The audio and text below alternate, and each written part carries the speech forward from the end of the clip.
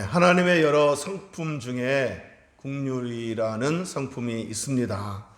시편 103편 8절에 보면 여호와는 긍휼이 많으시고 은혜로우시며 노하기를 더디하시고 인자하심이 풍부하시도다 그랬습니다. 이 구절에서 여호와는 긍휼이 많으시다 그랬습니다. 시편 116편 5절에서도 여호와는 은혜로우시며 의로우시며 우리 하나님은 긍휼이 많으시도다. 이 구절에서도 우리 하나님은 긍휼이 많으시다라고 표현되어졌습니다. 시편 145편 8절에서도 여호와는 은혜로우시며 긍휼이 많으시며 노하기를 더디하시며 인자하심이 크시도다. 이 구절에서도 여호와는 긍휼이 많으시다. 긍휼이 있으시다가 정도가 아니라 긍휼이 많으시다. 이 세 구절만 봐도 여호와는 긍휼이 있으시다라고 하지 않고 긍휼이 많으시다 이렇게 표현을 했습니다. 저는 이 하나님의 성품에 대한 그 구절을 읽을 때 참 얼마나 좋은지 몰라요. 하나님은 능력이 많으시다. 이 구절도 은혜가 되지만 하나님은 은혜로우시고 노하기를 더디하시고 인자하심이 풍부하시고 특별히 긍휼이 많으시다. 이런 이 성품들에 대한 말씀을 들으면 얼마나 감사가 되는지 모릅니다. 자, 오늘 설교는 이제 하나님의 긍휼에 관한 그 성품과 관련이 있습니다. 예수님께서 제자들에게 이렇게 말씀하셨습니다. 긍휼히 여기는 자는 복이 있나니, 긍휼히 여기는 자는 복이 있나니라고 말씀하셨습니다. 자, 그러니까 예수님께서 제자들에게 긍휼히 여길 줄 아는 제자가 되라 라고 말씀하신 겁니다. 하나님의 성품을 본받아서 다른 사람을 긍휼히 여길 줄 아는 제자가 되라 라고 말씀하셨습니다. 여러분, 다른 사람을 긍휼히 여길 줄 아는 제자가 되라, 이 말씀은 당시 예수님의 그 제자들에게 뿐만 아니라 오늘날 저와 여러분에게도 해당되는 말씀인 줄로 믿습니다. 구원받은 모든 그리스도인들은 다른 사람을 긍휼히 여길 줄 아는 제자가 되어야 됩니다. 그래야 할 이유가 있습니다. 우리가 다른 사람을 긍휼히 여길 줄 아는 제자가 되어야 될 이유가 뭐냐? 두 가지입니다. 첫째는 구원받은 모든 그리스도인들은 하나님의 긍휼함을 받았기 때문입니다. 저와 여러분 다 이렇게 구원함을 받았는데, 저와 여러분이 이렇게 저의 용서함 받을 수 있고 제 형벌에서 구원함 받을 수 있었던 것은 뭡니까? 하나님의 긍휼하심 때문입니다. 저와 여러분이 하나님의 자녀로 이렇게 입양될 수 있었던 것은 죄 용서받은 정도에 그치지 않고 죄를 이렇게 용서해준, 그래서 벌을 면하게 해준 이 정도에 그치지 않고 하나님의 자녀로 이렇게 입양까지 시켜준 것은 다 뭐 때문이다? 하나님의 긍휼하심 때문입니다. 사도 바울이 그 사실을 명확하게 이렇게 지적했습니다. 에베소서 2장에 보면 2장 3절에서 5절까지 보면 전에는 우리도 다 그 가운데서 우리 육체 욕심을 따라 지내며 육체와 마음에 원하는 것을 하여 다른 이들과 같이 본질상 진노의 자녀였더니, 저와 여러분은 본질상 진노의 자녀입니다.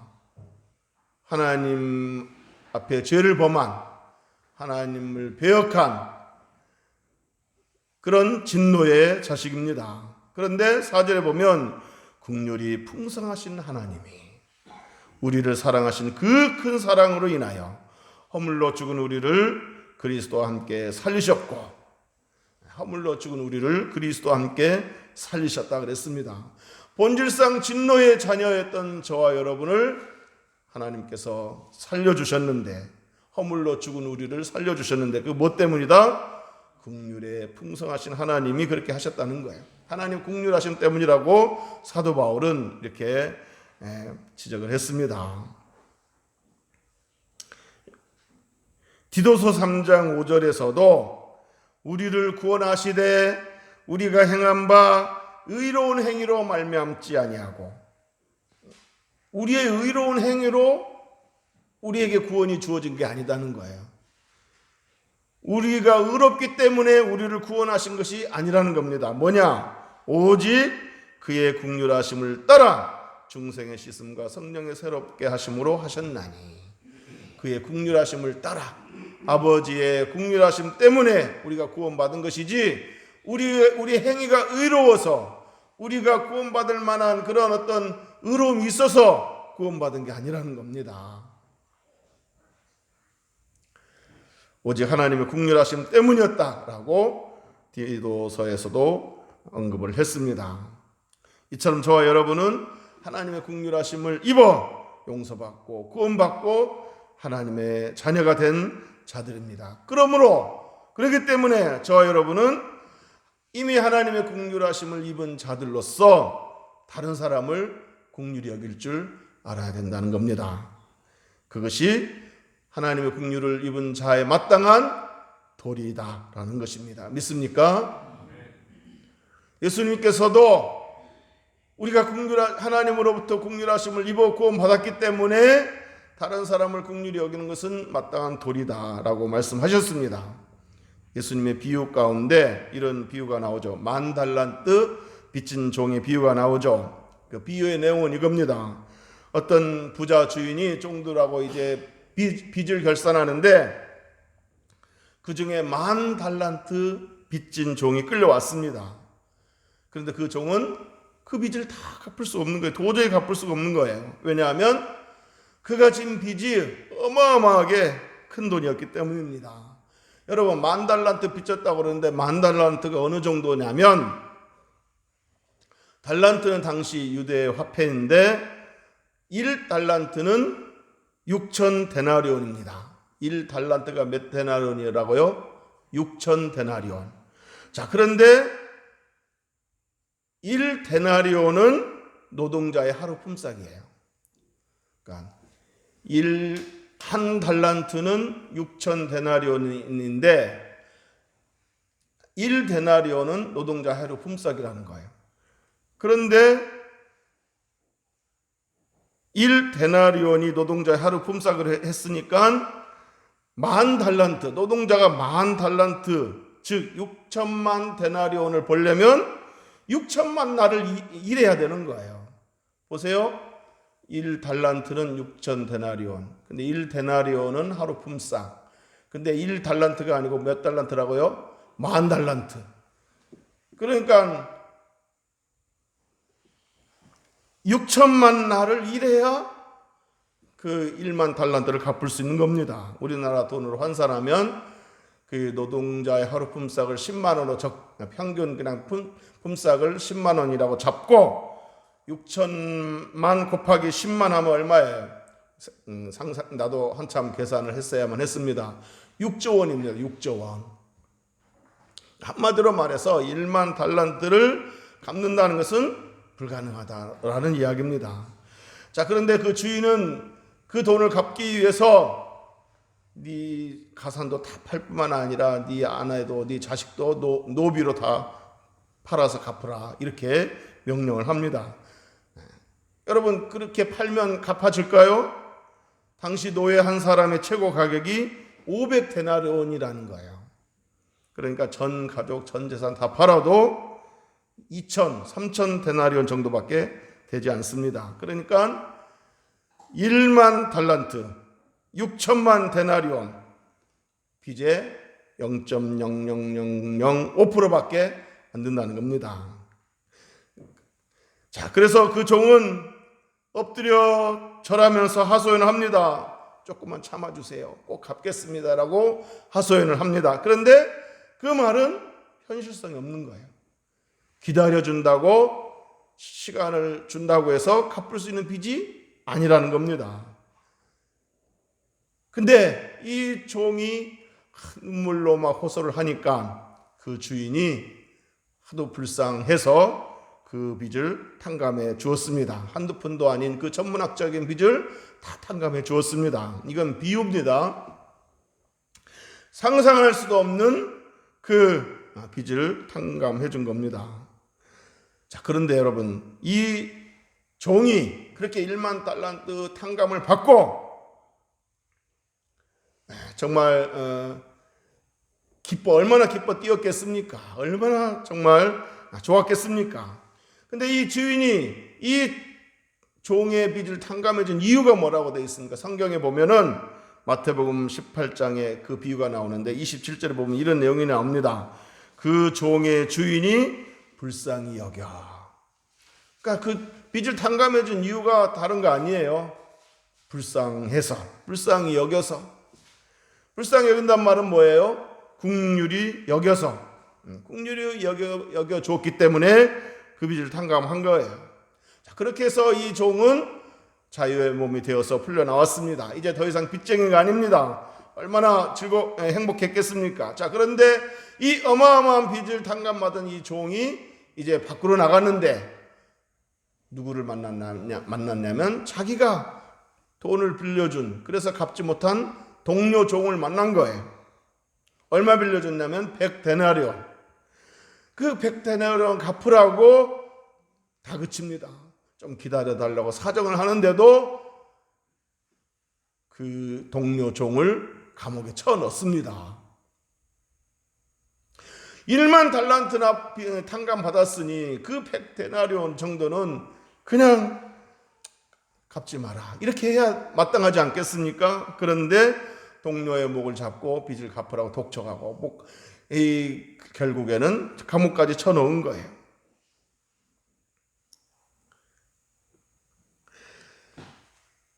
여러분, 예수님이 말씀하신 이 비유의 교훈이 뭐겠습니까? 이 비유에 나오는 주인은 누구를 가리킵니까? 하나님이죠. 그렇다면 이 비유에서 빚진 종은 누구겠습니까? 바로 저와 여러분들입니다. 이 빚은 뭘 가리키는 거겠습니까? 이 빚은, 이 비유에서 빚 이야기를 했는데 이 빚은 뭘 얘기하는 거겠습니까? 저와 여러분의 죄. 마태복음 6장에서 예수님께서 주기도문을 가르치셨을 때 우리가 우리에게 죄 지은 자를 사하여 준 것 같이 우리 죄를 사하여 주시옵고 했는데, 이 죄가 대부분의 영어 성경에서는 뭐로 번역되었냐면 빚이라고 번역했습니다. 그러니까 이 비유에서 종이 주인에게 10,000달란트 빚을 졌다고 했는데 이건 현실 속에서 있을 수 없는 천문학적인 숫자예요. 왜 예수님은 이 비유를 얘기하시면서 세상에서 있을 수 없는, 현실성이 없는 천문학적인 숫자를 거기다 넣었을까요?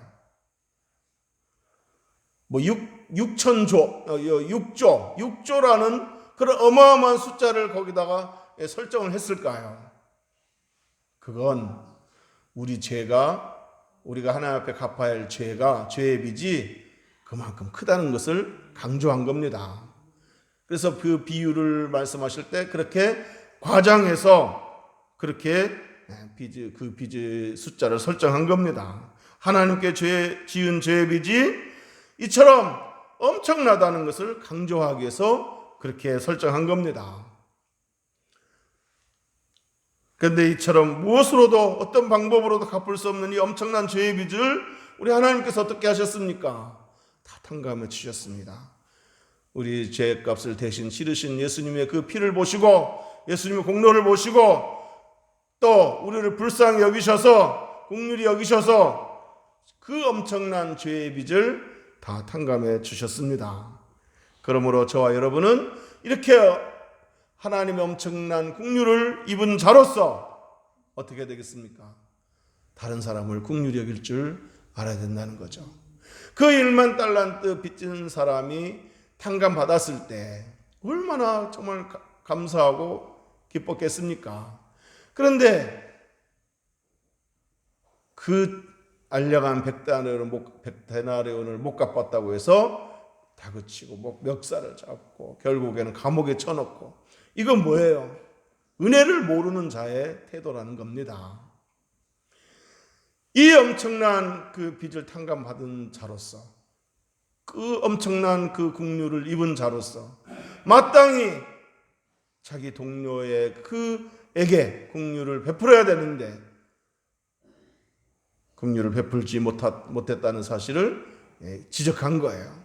저와 여러분도 하나님의 엄청난 그 죄의 빚을 하나님께로부터 탕감받은 자로서 우리가 다른 사람의 실수, 허물 이런 것들을 용납하고 불쌍히 여기고 긍휼히 여길 줄 알아야 되는데 그렇지 못한다고 한다면 이 비유 속에 나오는 그 배은망덕한 그 종과 다를 바가 없다는 얘기입니다. 우리가 하나님으로부터 불쌍히 여김을 받았다면 우리도 다른 사람 불쌍히 여길 줄 알아야 됩니다. 긍휼히 여길 줄 알아야 됩니다. 믿습니까?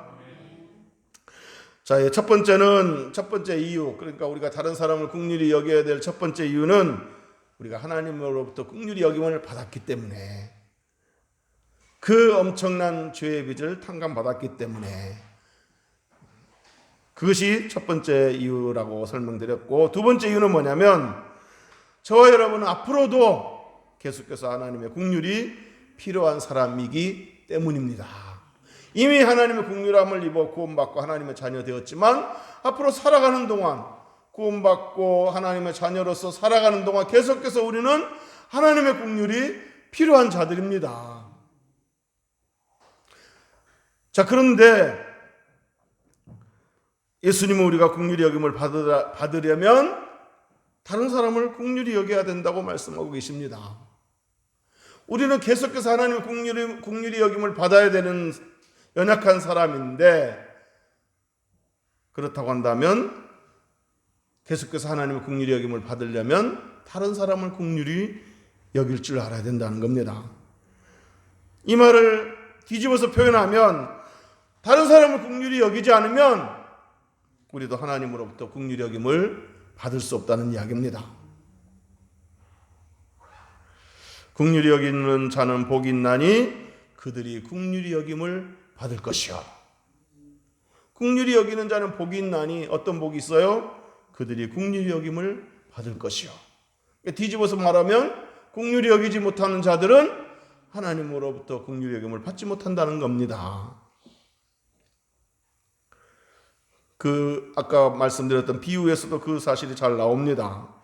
10,000달란트나 탕감받은 종은 겨우 100데나리온 받은 빚진 종료를 긍휼히 여기지 아니하고 동료를 옥에 가둬버렸습니다.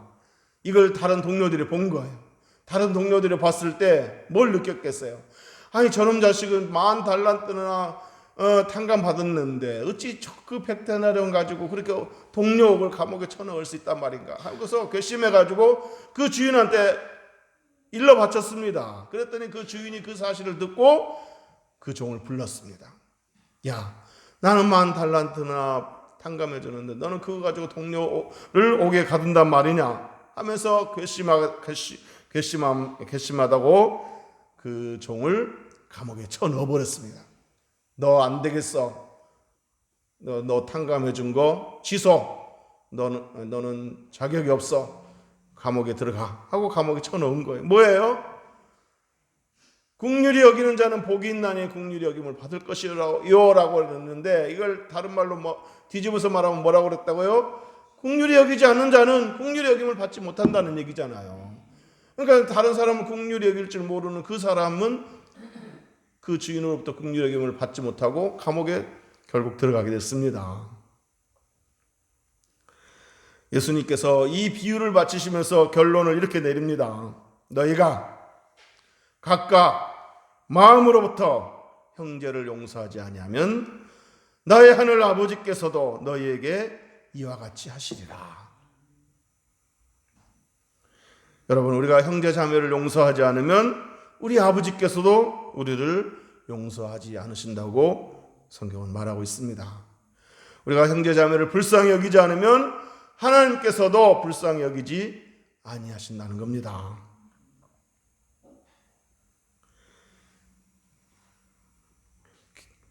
그 주기도문에서도 나오잖아요. 우리가 우리 죄를 사해 준 것 같이 우리 죄를 용서하여 주옵시고. 그러니까 이거를 다른 말로 말하면 우리가 다른 사람의 죄를 용서하지 않는다면, 불쌍히 여기지 않는다면 우리도 불쌍히 여김을 용서받지 못한다는 거 아니겠습니까? 그러니까 그 주기도문을 이렇게 고백할 때마다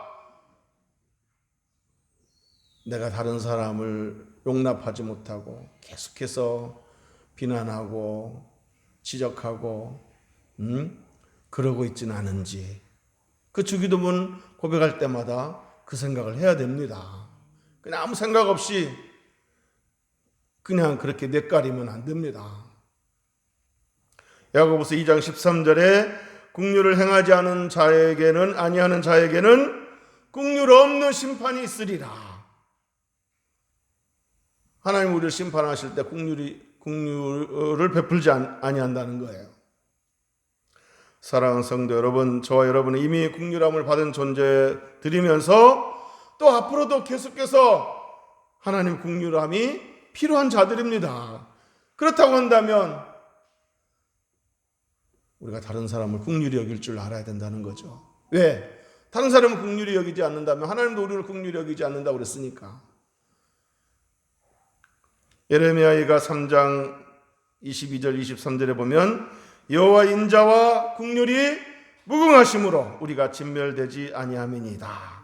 이것들이 아침마다 새로우니 주의 성실하심이 크시도소이다 그랬습니다. 그러니까 예레미야 선지자는 우리가 진멸되지 않는 이유가 하나님 긍휼하심 때문이라는 거예요. 그런데 이 긍휼하심이 매일마다 아침마다 새롭게 주어진다는 거예요.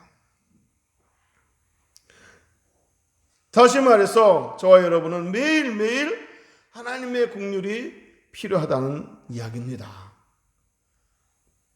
이처럼 매일매일 하나님의 긍휼이 필요한 우리들이 그 긍휼함을 받아야 되는데, 만약에 우리가 다른 사람을 긍휼히 여길 줄 모른다면 그 매일매일 하나님께서 베푸시는 그 긍휼함을 우리가 얻을 수 없다는 이야기입니다.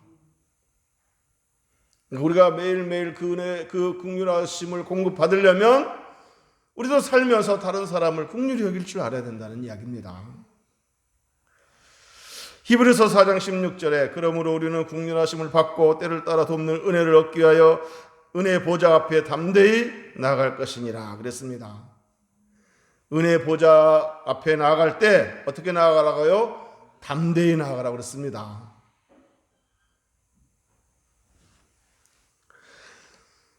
그런데 만약에 우리가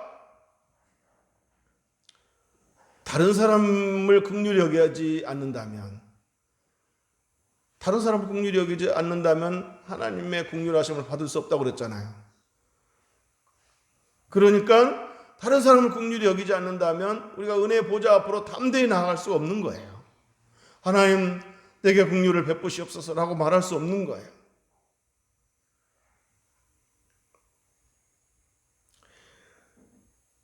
그러므로 우리는 긍휼하심을 받고 때를 따라 돕는 은혜를 얻기 위하여 은혜 보좌 앞에 담대히 나아갈 것이니라. 그러니까 우리가 은혜 보좌 앞에 담대히 나아가려면 나아갈 수 있는 이유는 뭐예요? 하나님의 긍휼하심 때문이잖아요. 하나님의 긍휼하심 때문에 우리를 받아주는 거고 우리에게 은혜를 베풀어 주시는 거잖아요.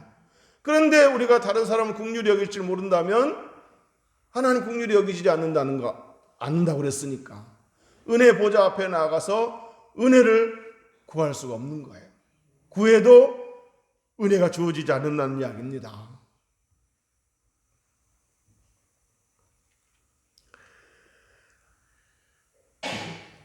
그러므로 하나님의 은혜 보좌 앞에서 하나님의 긍휼함을 받고 하나님으로부터 은혜를 얻으려 한다면 우리가 다른 사람을 긍휼히 여길 줄 알아야 된다는 이야기입니다. 혹시라도 하나님 은혜 보좌 앞에 나아갔을 때 내가 다른 사람을 긍휼히 여기지 못하고 그래서 여전히 그 사람을 미워하고 그 사람과 관계가 좋지 않고 이렇다고 한다면 얼른 깨닫고 먼저 화목하고 그리고 은혜 보좌 앞으로 나아가야 되겠죠. 예수님께서도 말씀하셨습니다. 네가 하나님 앞에 제물을 바치기 전에 먼저 화목한 후에 와서 제물을 바치라. 그러지 않았습니까? 여러분, 하나님의 긍휼하심이 아니면 그때그때 필요한, 매일매일 필요한 은혜를 공급받을 수 없습니다. 하나님의 긍휼함 때문에 우리가 호흡할 수 있고, 하나님의 긍휼함 때문에 우리 생명이 연장될 수 있고, 하나님의 긍휼함 때문에 우리 일상생활이 가능한 것입니다. 하나님이 지금 당장이라도 긍휼하심을 거둔다면 생존도 어렵고 호흡도 어렵고 일상생활도 어렵고 삶의 기쁨도 의미도 없게 됩니다. 사랑하는 성도 여러분, 저와 여러분이 매일매일 은혜 보좌 앞으로 나오는 은혜, 그 긍휼하심을 받고 때를 따라 돕는 은혜를 얻기를 원한다면 다른 사람을 긍휼히 여길 줄 알아야 됩니다. 다른 사람을 불쌍히 여길 줄 알아야 됩니다. 용서할 줄 알아야 됩니다. 용납하고 품을 줄 알아야 됩니다. 품고 붙들어줄 줄 알아야 됩니다. 왜냐하면 긍휼히 여기는 자는 긍휼히 여김을 받을 것이요 라고 말씀하셨기 때문입니다.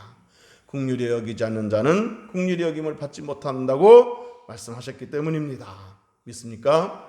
이제 정리하도록 하겠습니다. 저와 여러분이 다른 사람을 긍휼히 여겨야 될 첫 번째 이유는 이미 하나님으로부터 긍휼히 여김을 받았기 때문에, 그래서 죄 용서함 받았고 하나님의 자녀 되었기 때문입니다. 두 번째 이유는 앞으로도 계속해서 우리는 매일매일 하나님의 긍휼하심을 받아야 할 연약한 존재이기 때문입니다. 그런데 매일매일 은혜를 공급받으려면 우리도 다른 사람을 긍휼히 여길 줄 알아야 그 긍휼함을 받는다고 성경이 말했습니다. 이 두 가지 사실을 꼭 기억할 수 있기를 주의 이름으로 축복합니다. 기억하고 실천할 수 있기를 주의 이름으로 축복합니다.